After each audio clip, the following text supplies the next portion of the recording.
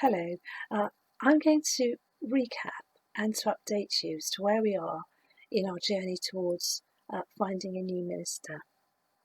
As you may recall, we discussed in the last church meeting we had, which was in January, how the process would work. And we're going through the Baptist Union settlement agreement process.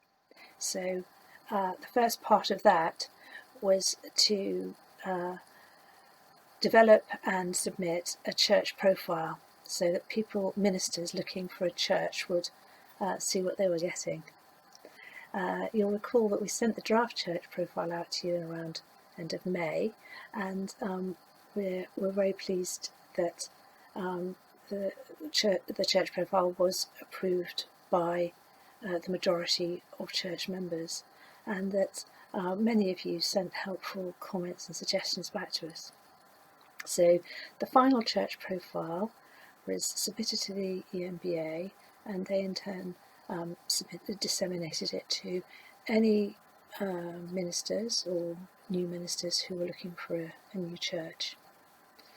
And then in June, the settlement team at the EMBA met, and they basically look at prospective ministers and churches looking for a minister, and prayerfully match prospective ministers to churches. So that process was conducted in June, and as a result of that, 2 names were submitted to the trustees for consideration. We have, as trustees, met with both those candidates. We've interviewed them online, a preliminary interview, and the position now is that we as trustees are prayerfully considering whether either of those candidates is, in our view, suitable to be considered as our new minister, and the candidates are also considering whether Oakham Baptist Church is the church they feel they should be the new minister of. So that process is going on, and we are maintaining a dialogue with both of them. So we are intending to meet each of them again over the next couple of weeks and get to know them a little better, and they get to know us a little better and get to know the area better, and so on. If at the end of that process we, the trustees, consider that one or other of the candidates is a person that we would like to recommend you to consider as our new minister, and that candidate thinks that they would like to put her name to be put forward, then we will introduce that person to you as the church. Now it's a slightly more difficult process for us because of the lockdown and the restrictions on us being able to meet as a whole church. Normally, a prospective new minister would come and preach with a view, as it's called, and that obviously would have to happen online, which would give you a flavour of what the person was like, but that's obviously not the same as meeting them person to person. So we would also we have to sort out the logistics, but the intention would be that we would try to arrange various meetings, series of meetings, so that any member of the church who wanted to could meet the minister in smaller groups rather than in one large group as we would normally do. So that's the process. Now, if following our further talks with both the candidates, we and or they decide that neither of them is really suitable, or we shouldn't progress either of their applications, then the next time the settlement team meets from EMBA will be September.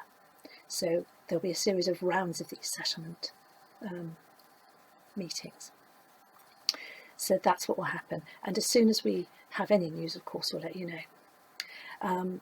I should also just perhaps say a little about how the trustees are carrying out a decision-making process during this time where we can't meet together and we can't hold church meetings. We're very aware as trustees of our obligation under the Constitution, and as charity trustees as our obligations to the Charity Commission.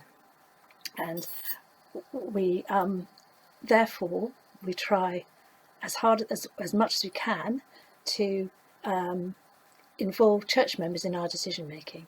So in some cases, as with the church profile, we were able to email the profile out to you and, in a sense, get you to vote virtually and take a decision that way. There are other decisions that we have to take more quickly, and we have to kind of act in a pragmatic way so that the church can carry on, can run in these unusual times.